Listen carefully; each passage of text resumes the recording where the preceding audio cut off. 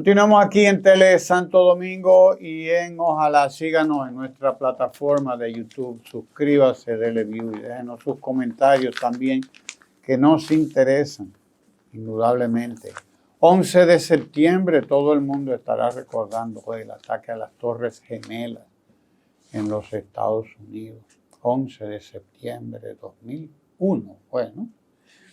Y desde luego, pues, estaremos recordando la desgracia que fue para el mundo ese ataque a las Torres Gemelas. Y no les recordarán a usted que fue también un 11 de septiembre, que fue derrocado Salvador Allende en Chile, que había ganado las elecciones abrumadoramente en la Unidad Popular, año 1971, por ahí. Derrocado en el 1973, hace 51 años. Salvador Allende, gobierno de la Unidad Popular, que entendió que podía transformar su país a través de las elecciones e inició ese programa de transformaciones para el pueblo chileno, pero sabemos todos que esas transformaciones revolucionarias no son bien vistas en los Estados Unidos. Y la CIA, la ITT y las mineras del cobre empezaron a organizar muy bien un golpe de Estado contra Salvador Allende. Un golpe de Estado que costó miles de vidas, que costó además de eso millares, decenas de miles de exiliados chilenos dispersos por todo el mundo, que costó además a América Latina todo lo que costó, porque con el golpe de Estado en Chile, que se instaló la dictadura de Augusto Pinochet, bendecida por Estados Unidos, a tal punto que allá fue a dar Henry Kissinger a felicitar a Pinochet, aquel golpe de Estado contra el comunismo de Allende, que había ganado unas elecciones, para que usted vea cuánto le interesan y le importan las elecciones y la democracia al imperio en estos países. A propósito de lo que está pasando ahora en Venezuela, cuánto le importan las elecciones. Y además, después de Henry Kissinger, que fue a bautizar aquel golpe de Estado de Pinochet, fueron allá a dar hasta el presidente de los Estados Unidos finalmente, y se instaló en Chile un modelo económico, neoliberalismo le llamaron, pero neoliberalismo duro, de esos que aplican con la fuerza militar esa reforma que nos están pidiendo a nosotros.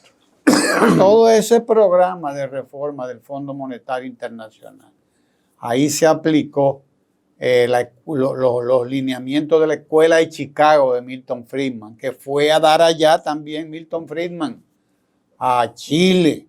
Allá fueron a dar todo, porque claro, después vino la dictadura, las dictaduras de todo el cono sur.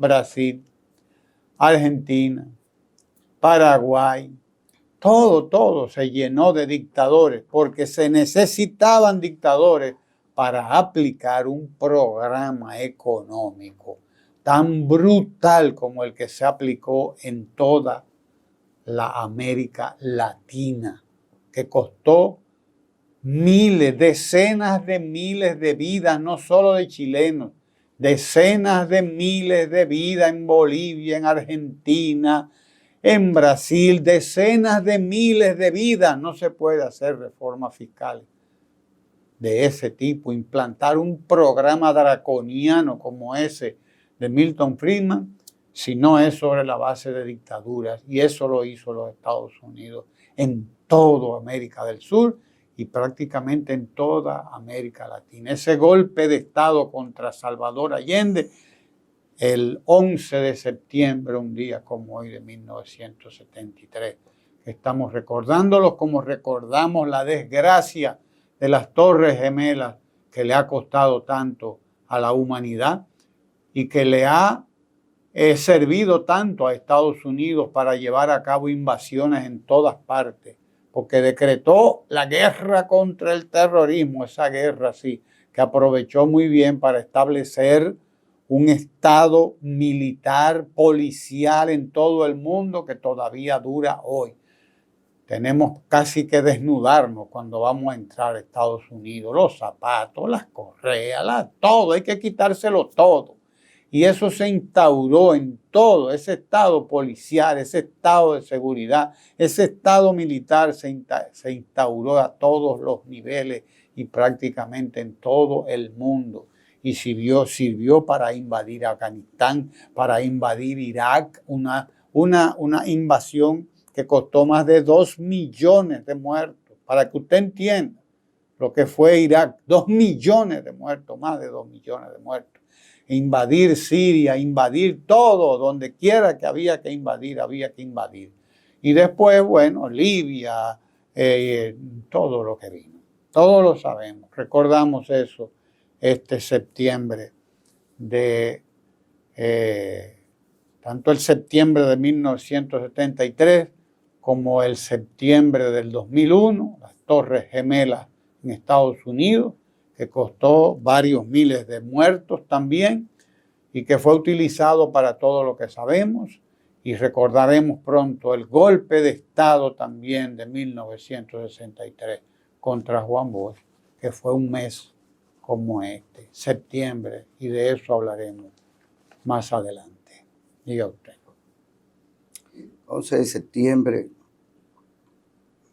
política imperial norteamericana hacia los países de América Latina, democracia electoral,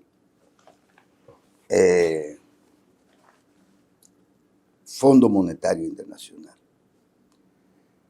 De cara al pasado, bueno, pues estamos en el presente. Y el Fondo Monetario, pues, está empeñado, efectivamente, como lo ha venido estando hace ya mucho tiempo, está empeñado en que este gobierno en particular, desde el 19, digamos, desde el 20, este gobierno, pues, haga o su propio aporte a eso que en su momento se negó el Partido Revolucionario Moderno, al llamado pacto fiscal, porque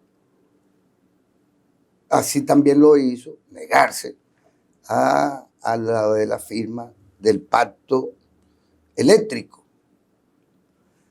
Es decir, reformas que han sido postergadas hasta el día de hoy a propósito de modificar no solo la política fiscal y el gasto fiscal también, sino a propósito de que lograr un compromiso de que en su momento se llama responsabilidad fiscal. Y pues, ¿qué quiere decir en términos reales esto? Que tanto el sector privado, que es en realidad el que maneja estos temas, porque estas políticas o estos regímenes fiscales del país son básicamente acuerdos entre los grupos oligárquicos y el Fondo Monetario Internacional. No tienen ninguna voz ni ninguna participación en la discusión sobre estos temas la población, que es la que generalmente termina pagando, ¿verdad?, en los costos de las reformas, entre comillas, en sentido general, que simplemente contando, claro está, con la participación de los partidos políticos llamados del sistema, o con los sectores económicos y sociales representados en eso que se llamó, o se llama, Ramón, el Consejo Económico y Social, Consejo Económico y Social, que ha sido usado como una especie de joker, una especie de sello gomígrafo también de las clases dominantes del país, predominantes en el país. Porque de esto se trata. Entonces, estamos abocados todos a pagar las consecuencias de lo que se apruebe de nuevo, y en este caso como reforma fiscal o como reformas en el sector eléctrico vinculados al tema de la reforma fiscal. Puesto que es bueno que se sepa, por ejemplo, que estos sectores han destacan que han apuntado que 5 partidas consumen el 85% de los ingresos tributarios proyectados para este año 2024. Educación, que se lleva el 26.3%. Los intereses de la deuda, que se lleva el 25.8%. La llamada protección social, un 13%, 13.6%. Salud, un 11.5%. Y el sector eléctrico, un 7.8%. El gasto tributario se estima en 343.819.9 millones de pesos, equivalente al 4.6% del Producto Interno Bruto para este año. Del PIB, esto es del PIB, con respecto al PIB. De esta cifra, el 1.8% corresponde a exenciones fiscales generalizadas a personas físicas. Es decir, que en general el Estado como tal, más que los gobiernos, el Estado está en incapacidad por cuestiones de ingresos y de compromisos ya establecidos en lo que se llama, bueno, el gasto fiscal, que en eso que hemos dicho. Pero no le queda nada al gobierno para invertir en infraestructura. Ahora, ¿qué pasa? No solo en infraestructura, sino también en otras áreas. Que no se quiere relacionar, por ejemplo, la deuda pública y externa también, como ingreso.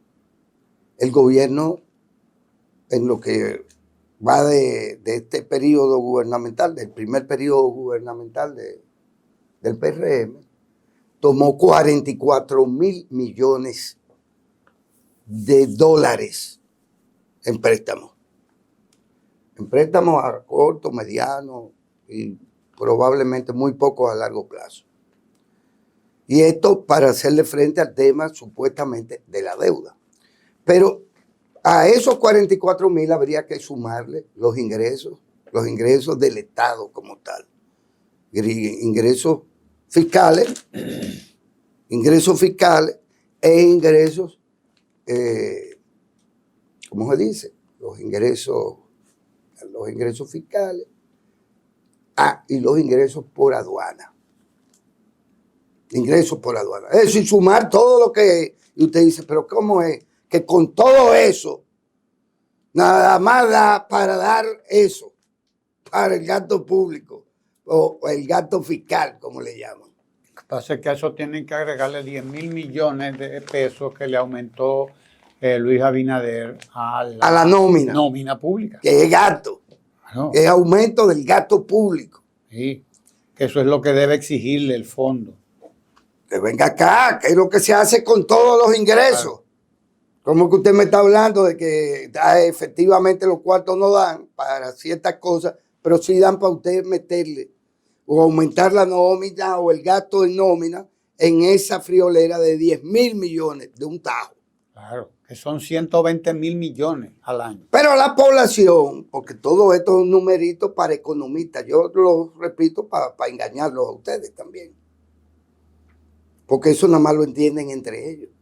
Lo que quiero destacar es lo ajeno que está la población en general a lo que es una discusión sobre temas que es a la población a la que le caen encima los palitos, como se dice. O sea, ¿en qué medida esto es una discusión seria?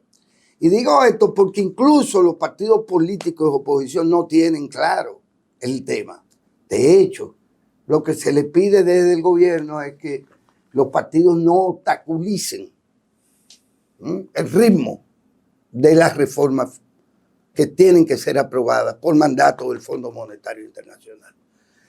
Y en medio de todo esto, el tema entonces de la inflación, porque se juega también a que la inflación es manejable, que todo está muy bien, porque aquí lo que hay es una inflación del 4.1%.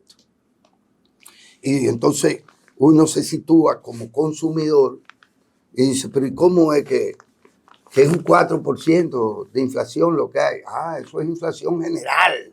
Ahí está todo contabilizado, contado.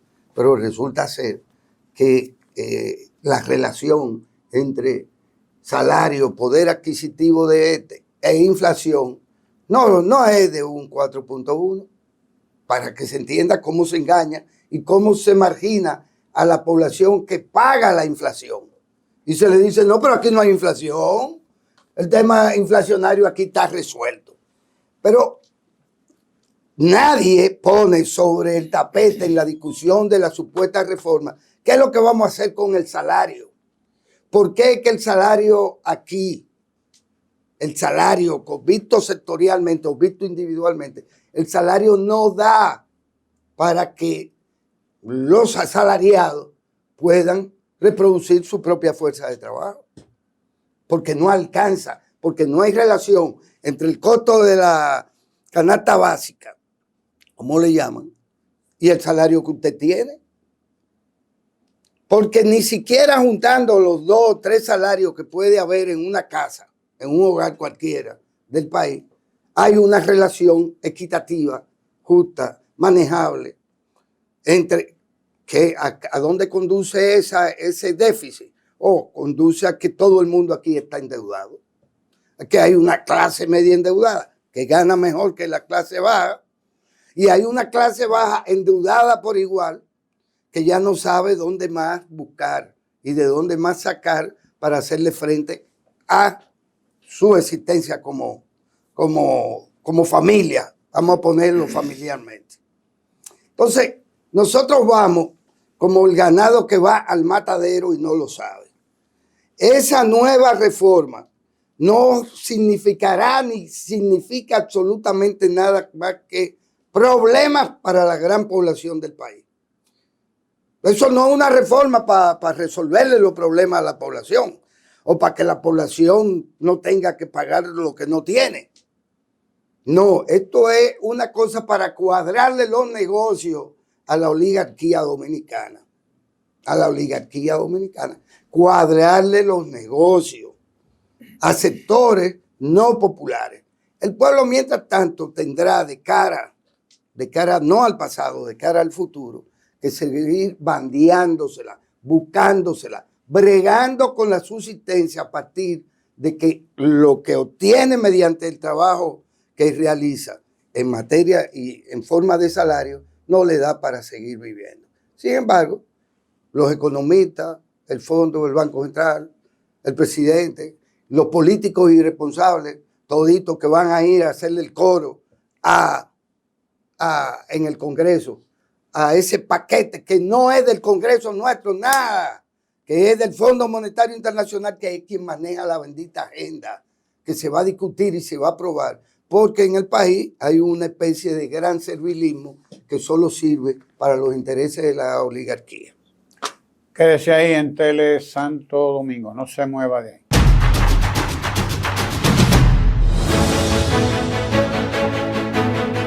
Telesanto Domingo es análisis de la noticia.